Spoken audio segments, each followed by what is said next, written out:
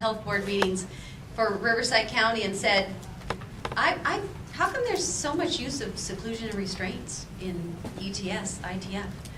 And this woman has spearheaded an effort that has helped to reduce seclusion and restraints in Riverside County by 700% in 7 years.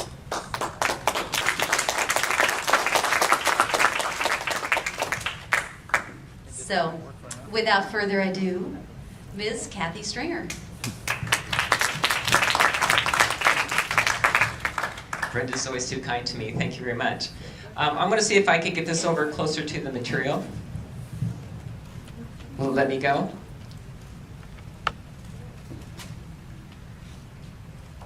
Hi, everybody. This sounds like a pretty dry subject, you know, restraints and quality and all that stuff, and it's like ho-hum. That's what we're going to do for the next hour. So I'm going to try and liven it up and make it more interesting for you. A little bit about me. I wrote a book called 5150, the one who flew over, actually not over, but into the cuckoo's nest, okay? And then another book on Psych 101, because I didn't really like the way I was being treated, so I started reading psych books, and so I thought, why don't I write another book that kind of explains what they're reading in school, so help the nurses out. And then I was self-employed from 1978 to 1996, and I was a key supplier for Hughes Aircraft. In fact, I'm from Riverside, but one of my suppliers I was a key supplier for was Hughes Electron Dynamics Division here in Torrance on Lomita Boulevard, so I used to drive out here a lot. And I wrote and compiled a QIC manual for the California County Mental Health Plans, which is your MHPs. And then I was a past Bar South Director for the California Network Mental Health Clients, and I've activated corrective action for psychiatric hospitals and outpatient. I'm just giving you a little bit of background, so when I'm talking to you, you get an idea of where I came from. And most important of all, the most important thing, I'm a survivor of restraints. You know, and I'm not afraid to admit that. Because a lot of hospitals are very flip about it. I went from driving my Corvette down the freeway, and I get off on an on-ramp, and somebody would have a homeless sign up. And I think, why don't these guys just get a job? It's so simple. That's what I did. I just got a job. So I didn't understand homelessness. I had no clue. I mean, these people's got issues, but I just thought it was simple. You just get a job, and you're not homeless, and you tackle your problems. And the other thing is, I didn't understand mental illness either, because I was very successful. And I just didn't understand what people had mental issues. I said, what's a mental issue? And they said, well, it's stress. I didn't really know what stress was. I thought you just take a problem, you tackle it, you have results, you feel good, you get a little money, you go out and buy some toys, and you feel great. You know, well, I don't understand stress. Well, okay, so they tried a new word on me, a bigger word, and they said anxiety. Oh, what's anxiety? I didn't know. I didn't have a clue. And then 15 years down the road, I had my own emotional issues, and I landed myself in a Canyon Ridge Psychiatric Hospital. And when I was in the hospital, and I'm used to having self-respect, I'm used to negotiating purchase orders with some of the administrators at Hughes and Rockwell and these people, and I'm used to getting this self-respect, right?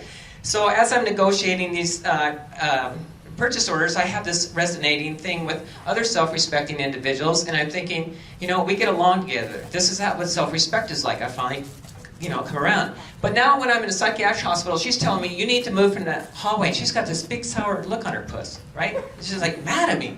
And I'm thinking, this is my space anyway. You have your nursing station. But no, she was trying to herd us out like cattle into a room. And I said, because I've got my self-respect, right? What if I don't move? What if I just don't want to move? Because I'm allowed. You get lots of money from me being here. She said, you're going to go in restraints if you don't move. You don't set, you're testing limits here, and we're going to show you who's boss. And because I'm the kind of person that's always achieved things, and I respected myself, I thought, I'm not moving. Well, 20 minutes from there, I'm laying face down like this. Right? I'm in restraints, and it was very flip about it. And it happened to me many times like that because of my own self-respect. And anytime most of the time people get put in respect, it's a very flip thing, it's a very disrespectful thing, it's more of a punitive thing, and it's for the convenience of staff. So with all my education and the things I've learned from experience through life, I said, no more. You're not ever going to do this. Anything I can do, I'm going to help make it stop. So can you flick to the next page, please? Can you push? Yeah. Yeah, okay. This is going to be in 2 parts. This is what we're doing at the local level, the information technology, and we're also going to go what we're doing at the state level. And this is a model, I think, for adoption. Next one. Okay, and this is the local level. Next one. Okay, the work began in January 2003. I got a call from somebody from Jefferson Transitional Programs, and she said, hey, they got a quality board here. Would you like to be on it? Maybe you could be part of that. And quality is my whole thing. You know, everything, we ship parts. It had to do with quality. I'm thinking, all the times I've been in restraints, I get to be on a quality board? Right on, I want to go.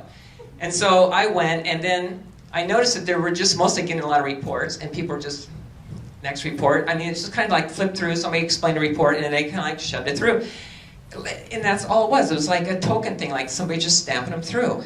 And I said, do you have anything on restraints, by the way? Anybody? Anything on restraints? Any kind of data, documents, performance improvements, indicators, anything? What are you talking about? Restraints from where? And so they didn't understand anything about restraints. This is mostly for outpatient. When it came to inpatient, they didn't have any of that data. And so there was none. Next page, please. Thank you. And so I decided I would like to get the raw document myself. So I called Sacramento, and I said, how can I get the information from the hospital's restraints? And they said, well, why don't you send them a letter and under the sunshine laws for requesting this information? And I said, okay, I'll do that. So if you look at this document, this is the denial of rights. And it's got 1 through 10. The first 8 are denial of phones or denial of other such items. But number 9 is denial of your freedom because you're in seclusion. And number 10 up there is if you're in restraints. Talk about denial of right. I would say being tied to a bed is really a good denial of a right. And so I got this information for all the years, I mean, a whole stack of this stuff, raw data, and I put it all into Excel. I wanted to make sense of it. And so the request was approved, data analyzed, and there was an alarming number of restraints. Next one, please. I decided to go through and take the top 75 people that's been in restraints from the year 2000 to 2004. If you look at the top, and I gave them names because all I had was medical numbers with the number crossed out. So these are arbitrary names, and the first name is Ron. And his hospitalization was just probably like 3 weeks. He was restrained 124 times. I was boggled. You gotta be kidding. The next one, Cindy, she was in restraints 119 times in her short-term hospitalization. And Larry was in a hospital 94 times. So if you could just see how many times, it just becomes clear that putting people in restraints is just like, if you're in my way and I don't like you, or I'm going to teach you a lesson, you're going into restraints. Okay? So it was very alarming, and it just gave me more energy to continue what I was doing. I had a feeling about this, and when I got the information, because I knew personally, I was in restraints all the time. I'd say, it can't be just me. It's got to be other people too. And I'm looking at poor old Rod, 124 times. You know, you got me beat. Okay, next slide. Okay, then, so it started in in 2003. I sent this letter to our Quality Improvement Committee, and we got a new chair now, and actually she's doing a lot better job than her last one. I came up with some ideas why I thought people were in restraints too much. And one of them would be like the restraint procedures aren't strictly enforced. Another one would be, say, the existing auditing procedures possibly ineffective, subject to alterations. Infrequency of in-service training, fading memory, staff turnover, and that's a good one. Let's say they do have all these procedures in force, right? And then you get staff turnover, and there's nobody to help the new guys know what to do, and so they're just kind of watching the other guy trying to copy what he's doing on the floor. And there's fading memories, and I thought, you know, a good way to fix that would have a scoring system. Every so many months, you give somebody a questionnaire about restraints and how to de-escalate, what's required to have them in restraints if that's even a possibility. I mean, short of coming at you with an axe, I guess, you should try and figure out a way to keep them out of it. And I think it would be great if they had that scoring system, so that way if people are in restraints, and let's just say they crossed the line and there were restraints for no good reason, then they make the excuse, well, I didn't know. Nobody told me how it's supposed to be done. Then you could go to their file and look at Joe, and you look at Joe's report card, and yeah, you answered this correctly, Joe. Why, you know, you don't have any excuse. This person shouldn't have been there. So all these kinds of accountability things we can do, and none of these were in place at the time. Also, during this time in 2003, the Senate was doing their own research about restraint. So this was perfect timing. Next one, please. So it started with QI research. I decided I was going to look at code and policy, right? Especially code, because code, you know, there's all kinds of people that are enforcement officers, right? I mean, every county's got enforcement officers, every state has enforcement officers, and if it's in writing, somebody can enforce it. I thought, well, that's where we need to start. Okay, the next one. Call it power to the people. You like that? Yeah, you like that? Research and advocacy. So Seclusion and Restraint began. Put some nice little books up there that they call official, and that's where I got my information anyway. Okay, next one. Okay, so I don't know if you can read this or not, but the way that, what I found is that when I started going through the code, this is Title IX, and the first one's 1810.305. Now, this doesn't have to do with just restraints. You can apply this to anything that you don't like what your mental health plan in your county, you don't like the way things are getting done. This works for that. Restraints is just the particular model I'm using. Now, it says the county will utilize a public planning process. So that would be everybody that doesn't work for the county, right? It's public. And it's the constituency groups, including but not limited to beneficiaries, right? That would be consumers, providers, people who get paid, beneficiaries, significant support persons as self-identified. Well, that's kind of cool because you as identified by yourself, so nobody can argue with it, whether you're a family member or not. If you identify yourself, you meet criteria. And so these people can assist in formulating the policies and procedures for the operation of their mental health plans, insofar as these policies and procedures are not specifically underlined, not specifically prescribed in law and regulation. So even though law and regulation isn't calling for the reduction of exclusion and restraints, we can. It says so right there. If we all get together and we decide to make a policy, we can enforce that, right? And so that's a really neat thing that's in code to understand. Now, let's just say we get together as a public process. There's a group of us. We decide we want to have restraint and accountability. You look at 1810.425, it says an MHP shall establish a hospital selection process that meets the following criteria.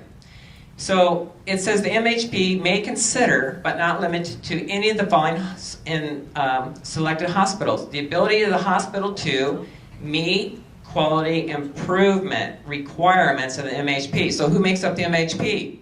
We all do. And so now we're on a quality committee, and we decide, unless your hospital meets our criteria of restraint, improvement, and restraint data, you're not going to get our business, right? And let's face it, they want the money, they want the business. So you can kind of blackmail them into doing this. Now, you like that, huh? It's always about the money. I heard all about the money today, so yeah, they think the same way. Okay, then we got number 1810.440. This one says the Erie County has a quality improvement committee, or some kind of quality. I mean, in San Diego they call it something else, but it's all has to do with some kind of a quality committee. And it's supposed to be represented fairly. It's supposed to have equal number providers, beneficiaries, family members. You can't have like 500 staff and one consumer and one family member. It's not supposed to work that way. The way we got around it in Riverside is we had a lot of members, but then we also had voting members. In other words, we'd have 2 family representatives, 2 consumer representatives, so that's kind of like that side. And then you had 2 provider representatives and maybe 2 staff representatives, and they were all voting members. And there could be other people, but they couldn't vote. That way, if there was ever something that the issue was divided, it would be an equal vote rather than this group completely overwhelming the other group. You see how that works?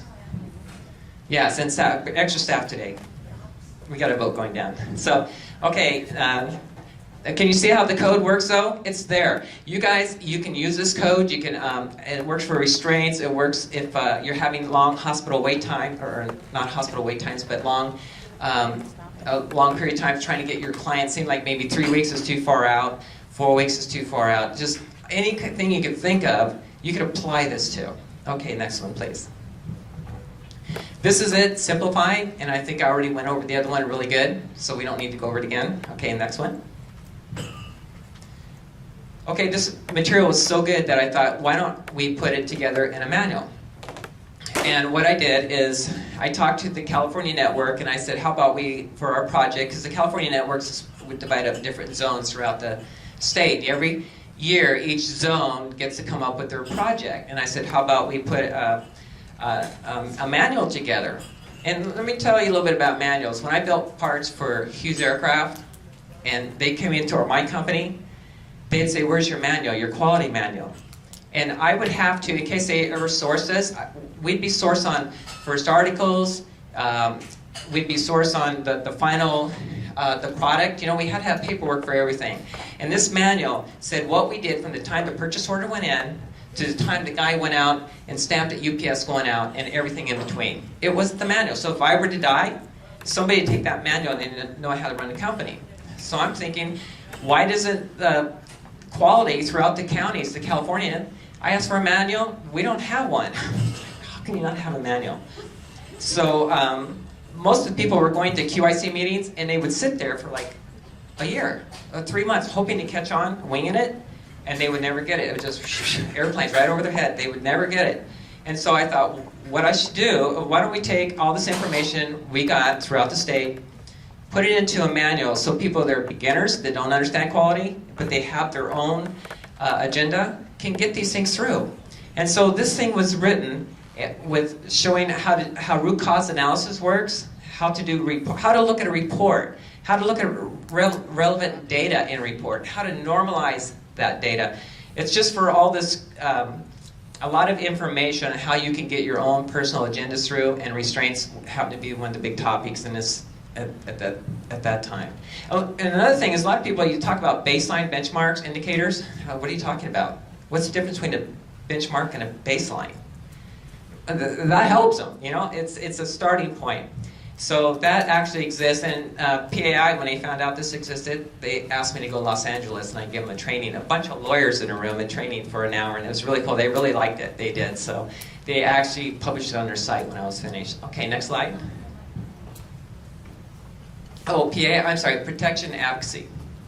They're hired by the state of California, the contractor, to make sure patients are assured their rights, to make sure that if you get, let's just say you get married to somebody and your wife hates you and she wants to lock you up in patent for like forever and ever and ever,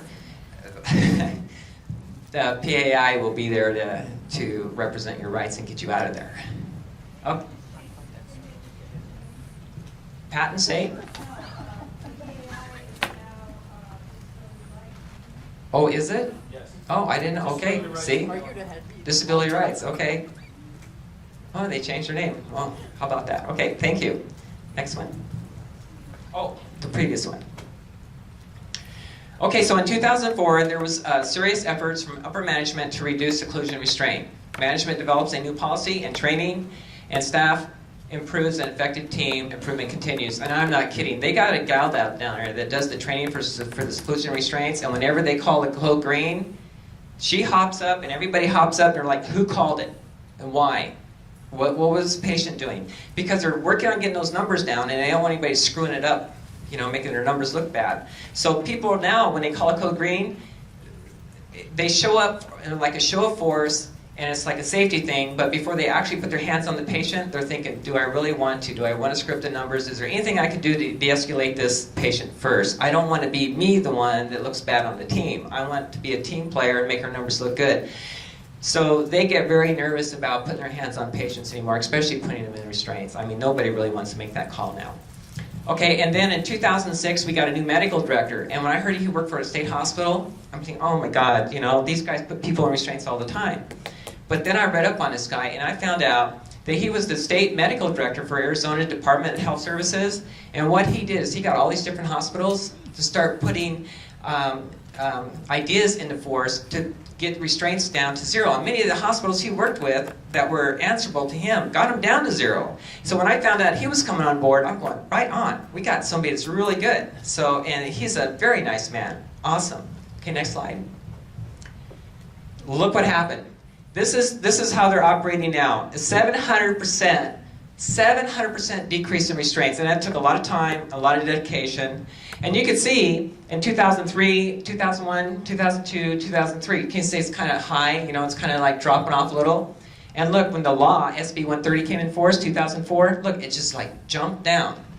And then in 2006, when we got our new medical director, we got him right in the middle of the year. Can you see how it went down? You can see him coming on board made a difference too, right? And now, look at it, it's gone down to, and this is per people per 1,000. So let's just say, out of 1,000 inpatient days, 5.7 people have been in restraints compared to almost 40 people per 1,000 patient days. So there's been a huge increase. Does that tickle you? Yes. Clap then. Thank you.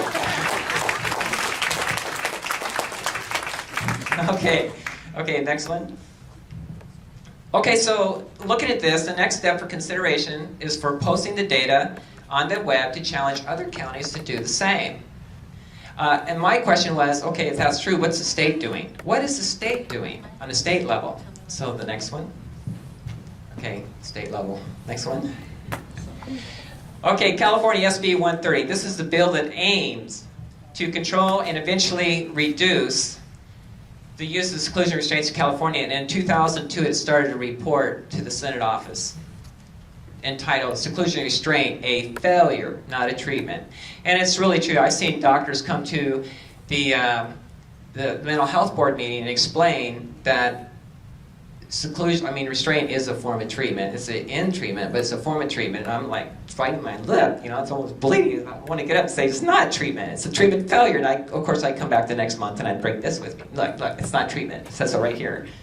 Okay, the next one, please. So in February 2003, the use of seclusion restraints, and then in SB followed. It became law on January 1st in 2004. This law is known as, and you can look it up, Health and Safety Code number 1180. Okay, next one. So what 1180 requires the state to do, and all counties as well, but the counties got a way out of it. Somebody stuck it in code that if they don't have the money and resources to do it, then they don't have to post it on the internet or make it public. And guess what all the counties are saying right now? We don't have the money to do it, so we don't have to post it or put it on the internet.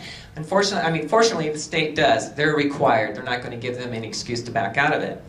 So I looked at Health and Safety Code 1180 and I said, I wonder if they're really doing it. Is this real? Could they possibly be doing this?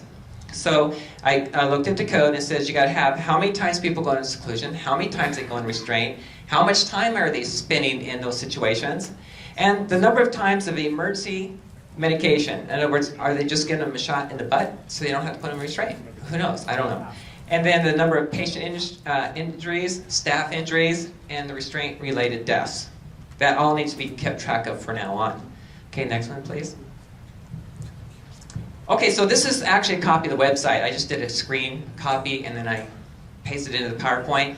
And so I looked at what they actually have, and they separated walking restraints from restraints themselves, but to me I combined them together because restraint is restraint, no matter what, it's still restraints. And so I looked at all their stuff and I thought, okay, it looks like it's here, I'm not sure, so next one please. Okay, now I'm going to go look at the information. I'm going to show you some charts. And these are, the acronyms is ASH would be for Alessandro. The next one, or say patent, for patent state hospitals, PSH.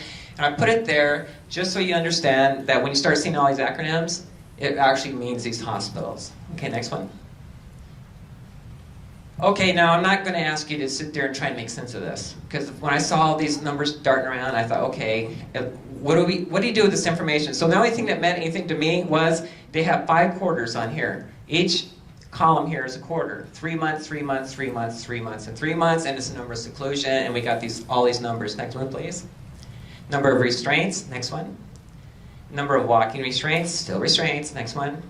Time in seclusion, okay, this is time spent, next one. Time in restraint, next. Time in walking restraints, next. See, I'm running ahead of schedule here, walking right through them. Average time in seclusion, next. Yeah. Okay, average time in restraint. Next one. Average time in walking restraint. Next. Okay, now stop for just a second on this one. Emergency medication. This is somebody getting an injection of drugs against their will. They don't want it. 5 people hold them down, and they get it. Now, you see this top one? See that purple line on top? Does it kind of look like they're going down a little bit? It kind of looks like they're kind of leveled out, maybe going down some.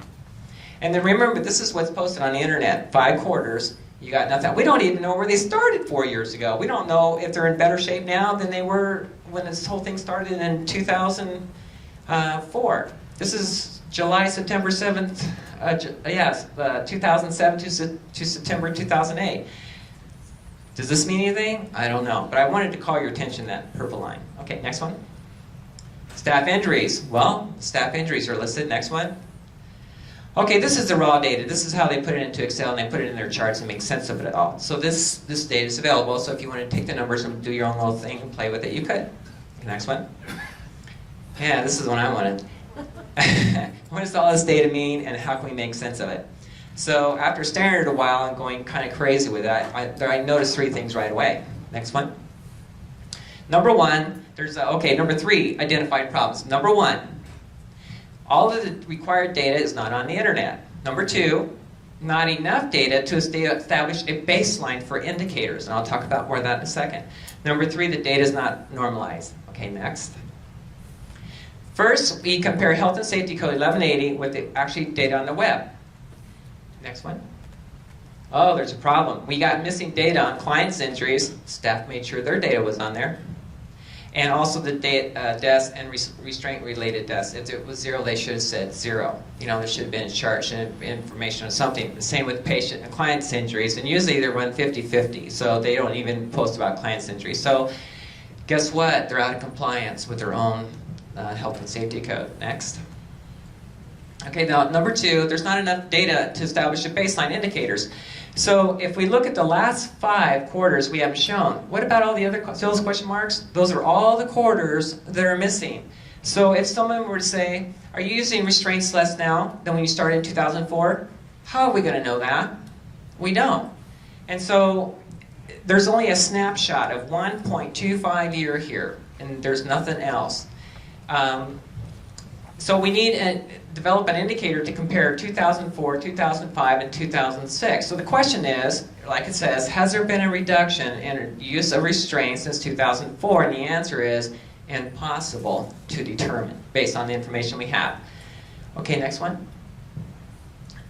Next is the data is not normalized. Look at restraints. Let's say patent. Let's say they put 195 people into restraints, okay, for that 1 quarter.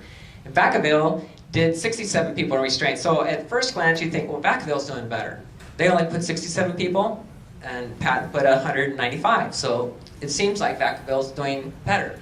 And the way they present the information, that's what you think. But there's no way to really know. So the question is, patent or Vacaville? Next one, please. Before we can answer the question as to patent or Vacaville, we must normalize the data. Let's have a quick review on how to do that. Okay, this is going to get a little technical for a second, but I know you guys are pretty bright. I heard you this morning, so you'll catch on real fast. Okay, next one. Okay, review and normalize the data. How many times are patients restrained every 1,000 days? Okay, Hospital A, let's just say that they had 3 restraints, but there's only 500 hospital days, okay? Hospital B, they have 5 restraints, which is what, 2 more than Hospital A, right? So it looks like they have more. But Hospital B has 1,500 patient days, inpatient days. So their formula is if you divide the restraint by the bed days times 1,000, you're going to get how many restraints per bed days. So on Hospital A, we have 3 restraints, 500 bed days, times that by 1,000, we get a performance indicator of 6. The other one, we get a performance indicator of 3.3. What that's saying is, out of every 1,000 inpatient days, we got 6 people in restraints. The other one, out of every 1,000 inpatient days, we got 3.3 people in restraints. So which hospital did better? Hospital B, right? Even though at first glance, at 5 restraints, it looks like they did worse. But they really did better because they have a lot more people. Okay, next one, please. You like that guy? I found him on the internet. Googled him. Don't be fooled.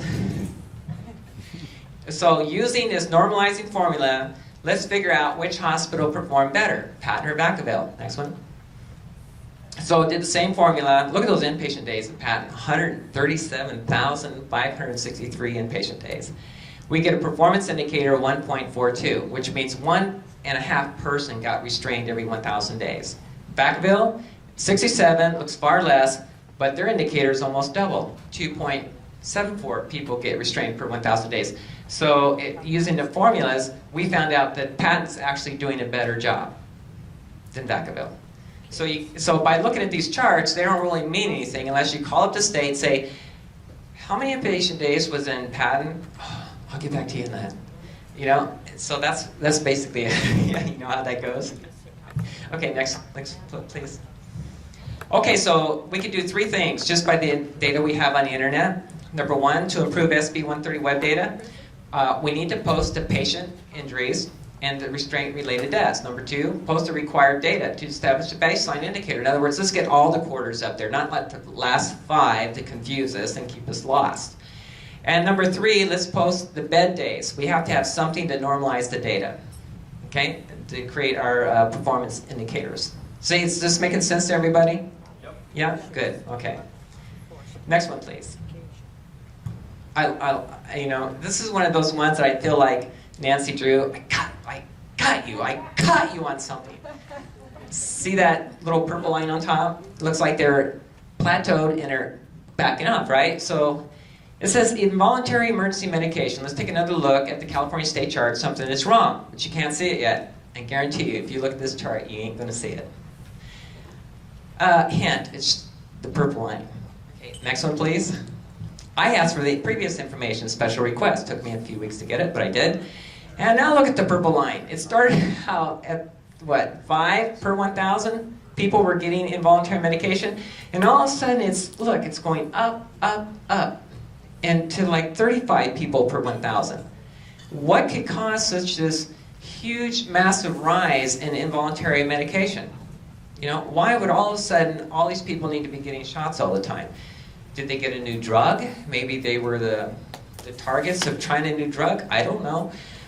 Here's what I thought. Maybe they're putting people in restraints less often. That's what it is. They're giving them in shots, they're giving them a shot, and then they don't have to put them in restraints. Maybe that's what it is. So, next slide. I got my information out, and I did my normalizing data, and I found out 2 people per 1,000 is getting restraints. Sometimes it dipped down to 1.5 people. And it's back up to 2 people again. So I'm thinking restraints aren't going down. There's just like 4,000 people all ticked off walking around with a shot in their butt. Basically is what it is. Because there's no good reason for it that I can see. You don't go along and all of a sudden like this and all of a sudden like that. Unless, maybe they got a new medical director. Maybe he does things differently. Who knows?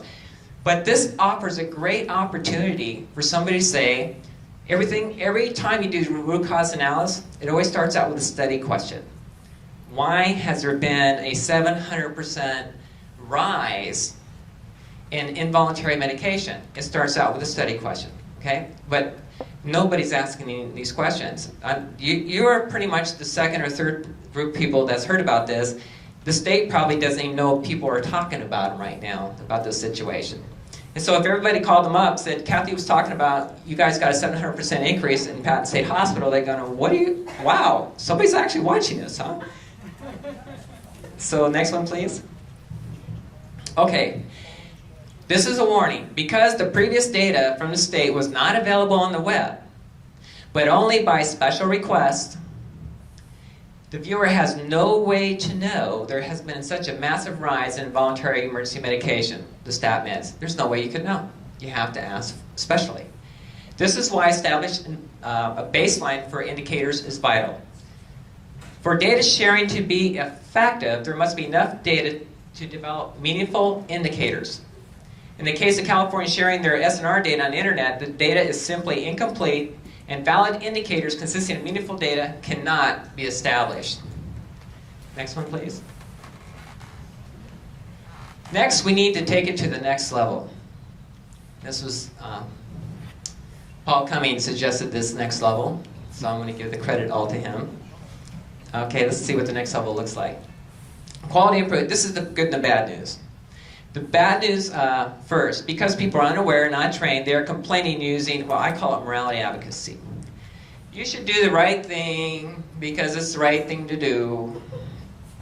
And how far does that get you? Nowhere. So you start digging in code, and then it works better. And then you go find your closest enforcement officer, and you get them to do it. And sometimes an enforcement officer won't do it, so you have to get their boss, which is their enforcement officer, the enforcement officer, to make them go do it. I've actually had to do that. I've actually had enforcement officers saying it's a community problem, we understand there's a budget shortage, and we don't really want to do it. So I said, well, your job is to enforce it, and if you don't want to enforce it, get out of that seat and let somebody come in here that will enforce it. And they just blow me off, so I call up their boss, and I said, your enforcement officer is not enforcing things. You'll hear from them by noon. And guess what? I get the letter and they enforce it. Otherwise, we don't need them. If they're not going to enforce it to the code, get out of there. Get somebody that will. None of this community problem stuff. So, you should do the right thing because, rather than using the very effective QI tools and mechanisms to affect change. So if you can find it in code, find an enforcement officer, you can really get some stuff done. Okay, next one. Good news, QI works. However, Paul's suggestion, it would take a nationally led technical advisory and outreach center for QI to succeed in every county. It'd really be great if we had like a go-to place that could just give you the materials, the ideas, and the information and the code and how to get change and bring it about. And there's one thing I would like to, this is like so important. If you ever try to use this enforcing code or policies in your county, don't ask one person to do it by themselves because they can beat you down. And another person needs to be there for support, to hang in there so you resonate your ideas off each other, support each other, keep each other up. Because otherwise you can end up in a hospital in restraints like I did, you know, going crazy. You need to have that support. It is so important. Shannon, would you stand up, please? Shannon's doing a lot of work right now in Restraint, and a lot of this stuff she's doing by herself. You know what? And she needs people to back her up, to tell her to keep the faith, to keep going, because it's hard to do it all by yourself. And so that's pretty much. Is there another? Is that it, or is there another one? That's it. Okay, so that's the whole ticket. So I hope you enjoyed the. Did I get it? Did I get you out here in enough time? Did I save any minutes? Oh, you want to have questions? You're going to roast me? Why don't you come up and answer questions with her? You guys might have questions about it. Well,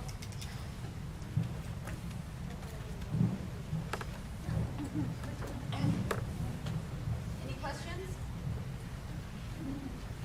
Yes, sure. Is there any kind of legislation or rules for legislation to make these standards, these reporting standards apply to private hospitals or a hospital like UCLA is quasi-private, public that receives private that receives public funds or things like that?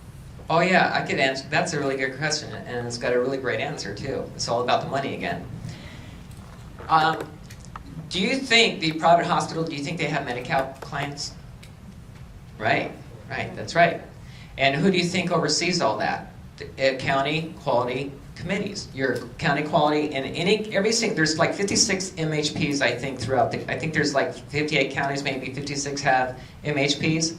Well, every county is required to have a quality committee. And this quality committee could say, anybody's going to do business with us and get our money, they're going to have to be accountable to us for restraints.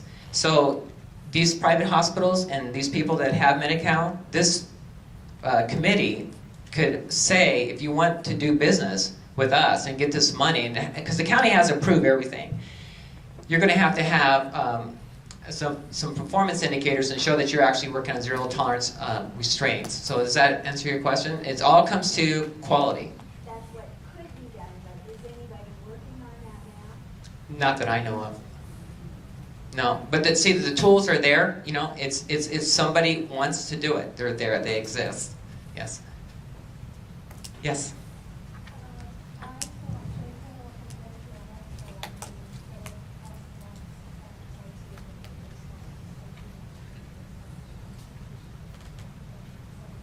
Yeah. Keep in mind that JACO, to authorize a hospital, they get like thousands and thousands of dollars to accreditate them, so for them it's big business. And they're more interested in having people accredited than they are in getting people to reduce restraints. So yeah, they do have criteria, but the standard is, like Shannon said, is slow, it's almost non-existent. What? I have never seen Medicare go in and do any kind of source to any hospital. Not that I know, I've never even seen them do it. Do you want to answer some questions, Shannon? Yes, yeah, right here.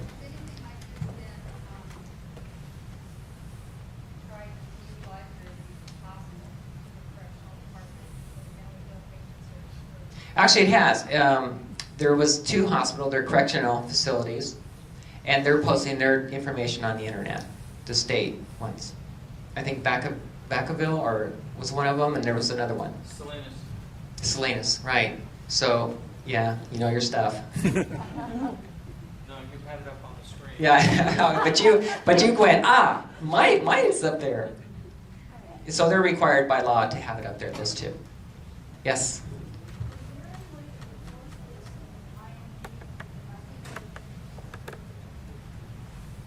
Yeah, I think, yeah, it's back to the private hospital. Any hospital that accepts Medicare money, but they accept Medicare money, right? Right. So, and also you got to remember that we're not just talking about hospital. Yeah, any kind of quality for the mental health plan, that's outpatient, inpatient, anything that runs through the county to get approved funding, they've got to be accountable to these quality committees. So if the quality committee has these policies that they want this material, they can demand it by law. They can demand it. The difficult part is getting enough people on a quality committee to get together and say, we're going to agree that we're going to want to get this information. See, that's why you need to get your friends lined up and build an alliance and get in on those committees and get that done.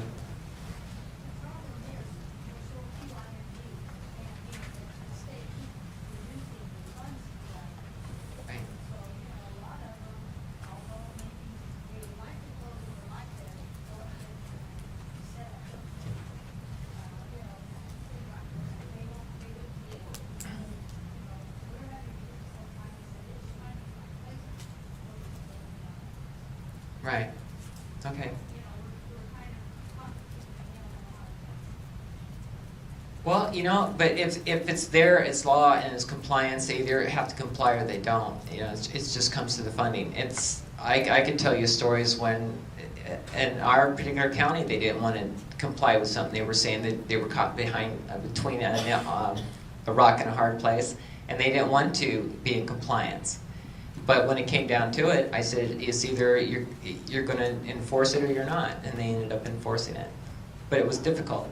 It was difficult. Well, yes, back in the back. Chad. I was just going to say that at our presentation, Leslie Morrison, who is with Disability Rights of California, is doing the presentation with me. And she's both a nurse and an attorney. So some of the questions that we might, or Kathy might not be able to answer, I can't answer any of these. Come to our presentation, and we'll probably answer some of those questions there. Anita? Kind of on the previous question about within the, Piggyback. yes, within the prison system, the PSUs, they are considered, mental health units or hospitals, but there's no data for them because they are doing the same thing. They are doing seclusion and restraints. They are doing forced medication. So where's that data? I have no answer for it. When you start going into the prison system, I don't. My expertise, my specialty is mostly into the mental health, into the regular system, but not to the prison system. We had two listed, and yes, in the back. It would seem to me that the public-private argument of keeping who accountable, if it's based on funding, you're going to have that argument. So here's a question for Leslie and Shannon. If a law was passed whereby the accountability was for anybody who was involuntarily committed to an inpatient acute facility under LPS, then that would cover both public and private. It wouldn't matter who paid for it. It would matter that they were committed under the law, and then they would be accountable under the law. So I don't Leslie could address that in a very intelligent way. I'm not a lawyer, but it would seem to me that you got to tie it not to where the money comes from, but the statute. Well, let me help you with this one. It offers a suggestion here, the way that works. California, is what we call Medi-Cal, right? A lot of other states call it Medicaid.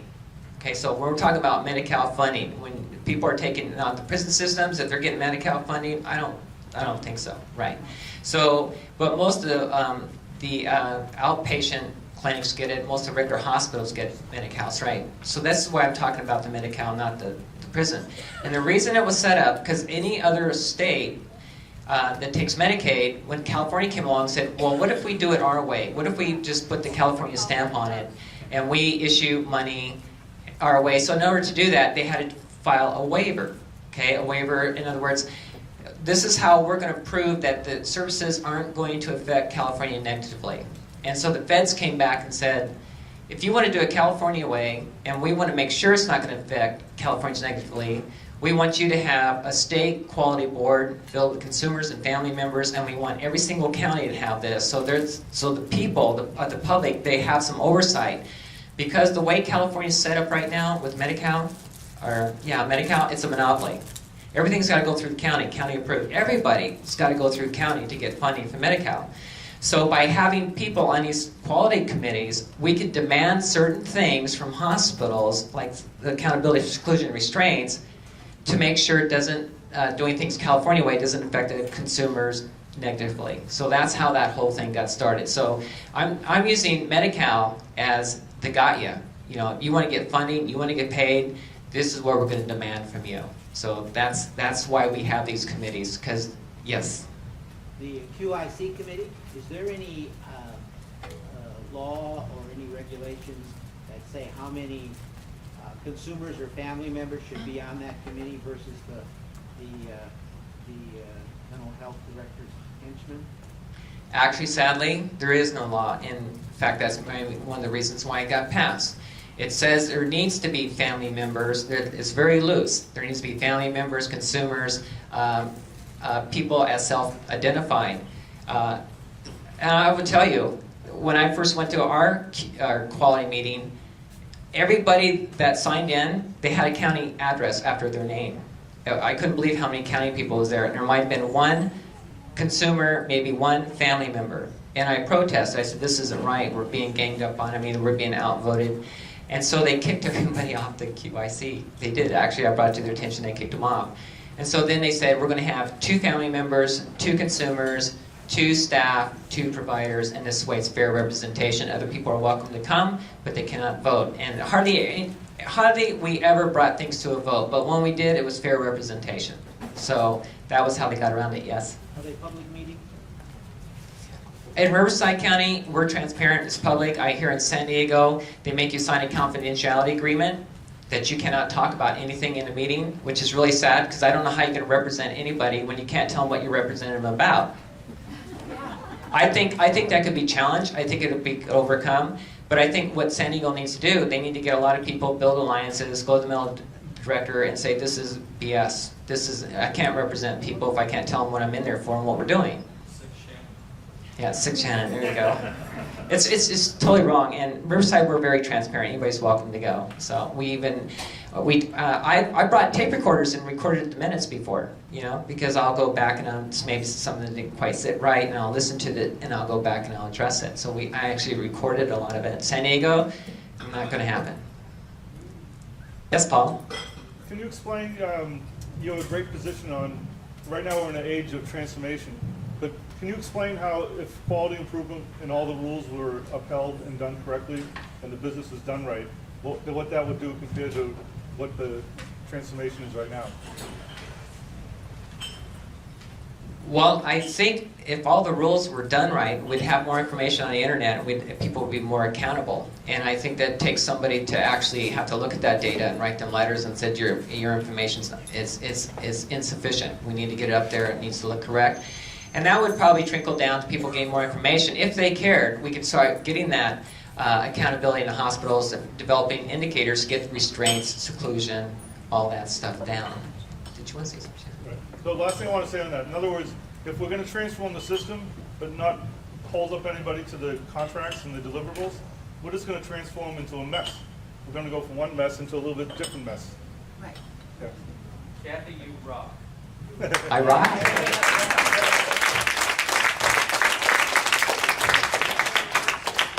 Yes.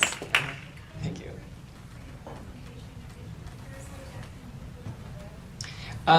Yeah, as a matter of fact, is it the presentation? I don't think it's on my site, but I can get it on my site.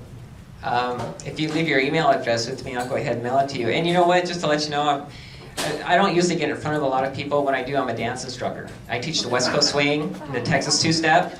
And so it's easier to read an audience, because if they're not holding their arms right, or they're turning a girl too hard and she's got her arm crooked, and I go, okay, I can see what's going on, and get some feedback. But trying to be up here reading your faces, like, I hope I'm doing all right, you know? So, thank you.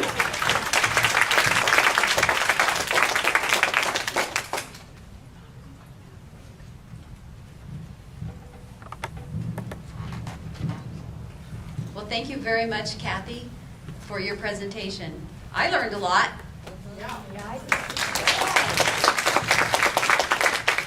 And she got us back almost on schedule. Okay.